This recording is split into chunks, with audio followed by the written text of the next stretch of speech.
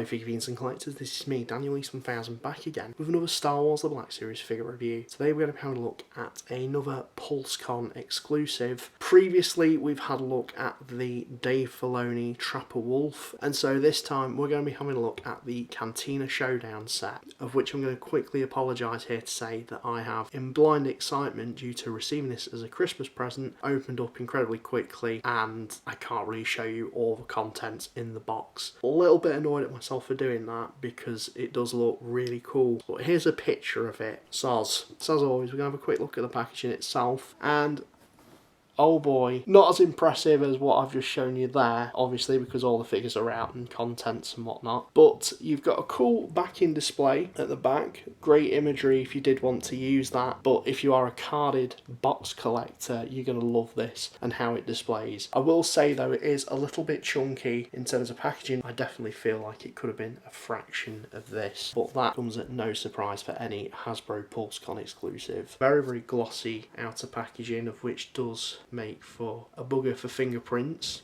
as you can probably see there. Cantina Showdown, Star Wars, the Power of the Force, of which is what this set is in direct reference to. Way back when Kenner had the license, they'd sort of mixed up the sculpts to look a bit more He-Man-esque, and they did indeed release some figure packs. One of them was the Cantina Showdown set, and I think this packaging decision was a great little nod to that, and certainly will pull on the member berries for certain collectors, and will probably be a reason why most people want to get this, just to have it boxed. So this recreates the scene from A New Hope where Luke gets harassed basically by Ponda and Dr. Evazan. Obi-Wan comes along, slices Ponda arm off. You've got the Lucasfilm 50th anniversary logo up there, because this is in celebration of 50 years of Lucasfilm. On the side you've got Star Wars, the Power of the Force, Cantina Showdown. Same on this side as well.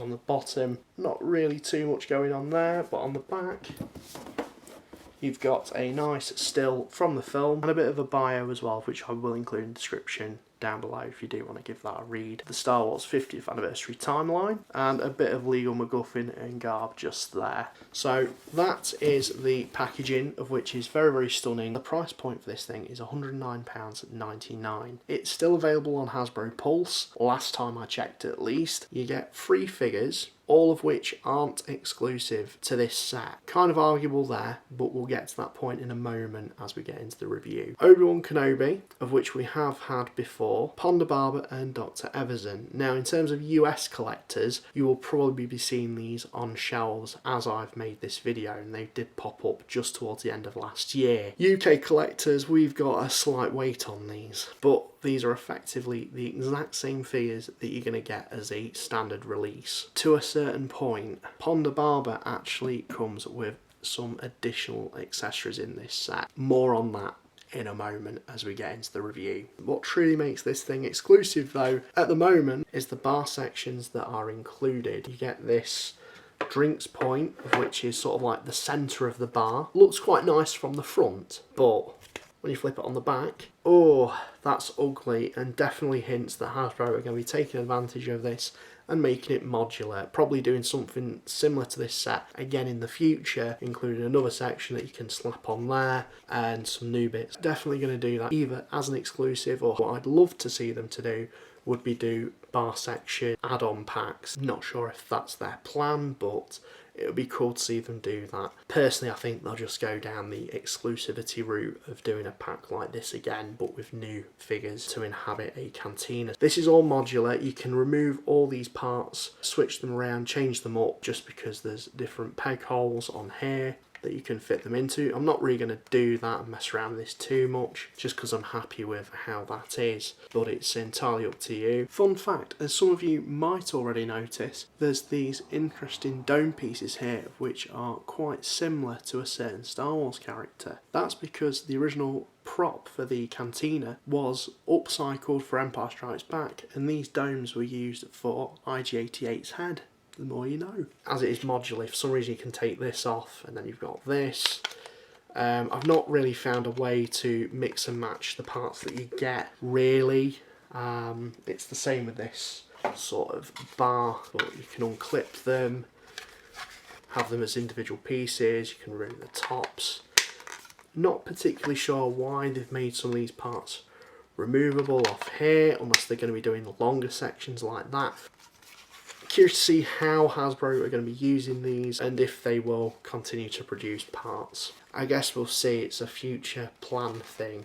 Cool thing about the backs of them though, sort of like shelves.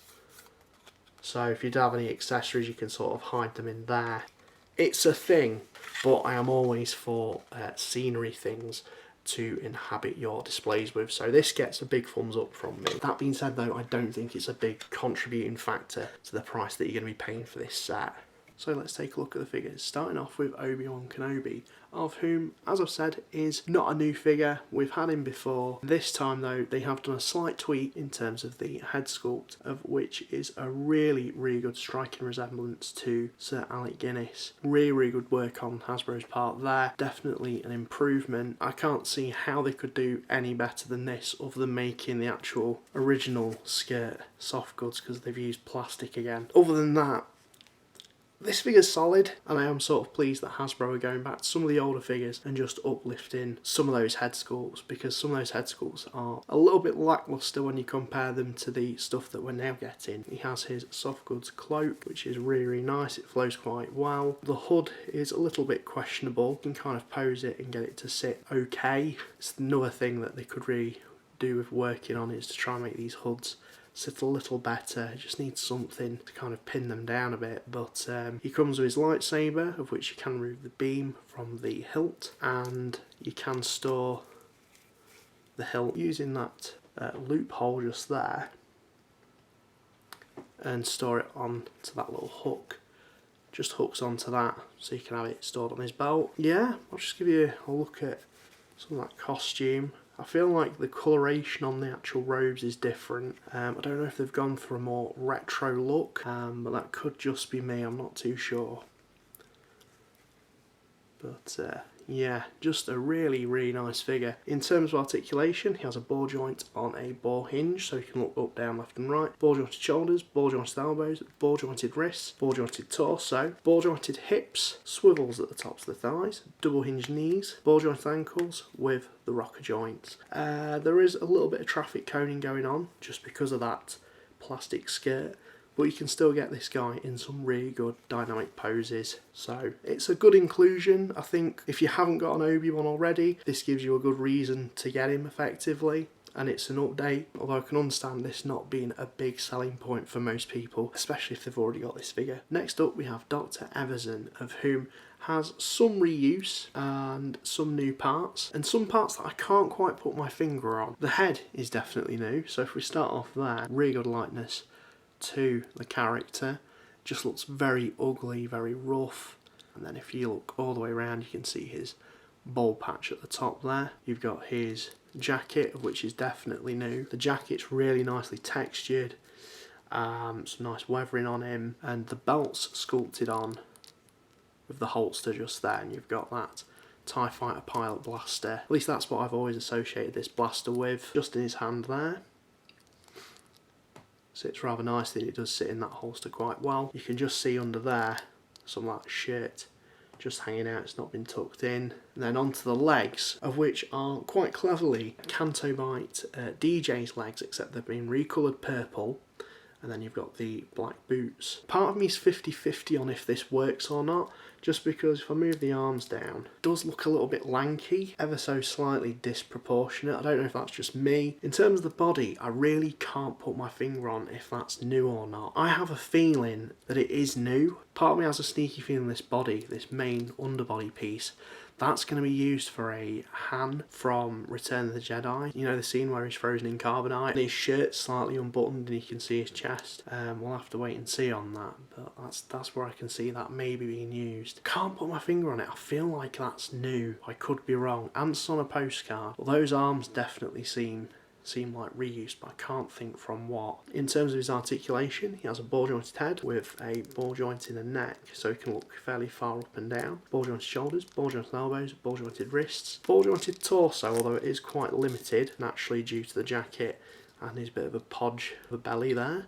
Ball jointed hips, swivels at the tops of the thighs, door hinged knees, and ball joint ankles with the rocker joint. So that's more articulation than you could probably want for a figure like this. Can't really complain too much. Next up we have Ponda Barber, whom I'm really struggling to weigh up. In some regards it's better than the Vintage Collection one, but then in other areas it's not as good as the Vintage Collection one. I think in terms of accuracy, screen accuracy, this gets plus points, but in terms of features that it could have come with, it really falls flat, which is a shame because I think if they'd included the features that the Vintage Collection one, at least for this particular release, it would have got a big thumbs up from me and would have justified, you know, this whole set being an exclusive. The fact that it doesn't is just really disappointing. What I mean by that is the Vintage Collection one included two different arms, one which had been cauterized and was blooded, and then another interchangeable one which was just normal. This doesn't come with that, it's just a normal arm. When you associate the Cantina scene and Ponda Barber, you really think of the cauterized arm, and the fact that Hasbro didn't include that's just really, really disappointing. With that being said though, the overall look of Ponda Barber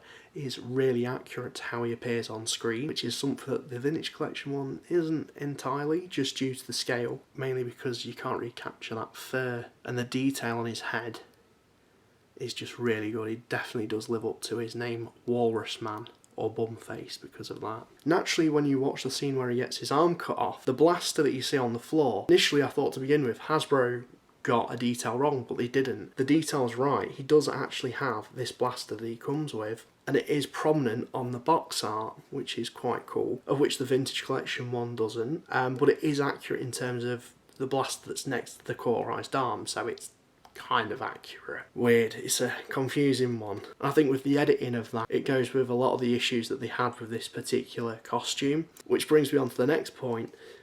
The hands are interchangeable. Now this is something that isn't included with the standard release of Ponda Barber that we're going to be getting. This is the only way you can get the flipper hands. So when they were filming A New Hope, they had Ponda Barber with these flipper hands, of which didn't have any hand sockets, or I think the actor had issues holding the actual blaster that he was meant to hold. So in some shots you see these flipper hands, then in other shots you see the normal hands, of which is something that is featured in the Vintage Collection figure and is something that they've featured at least on this version. The standard version won't include these. This is the only way you can get the flipper hands. So if you are someone who likes the variation in your collection, you know, having two versions of the same thing just with different accessories, then it sort of gives you a reason to buy another version of this guy, namely the standard one.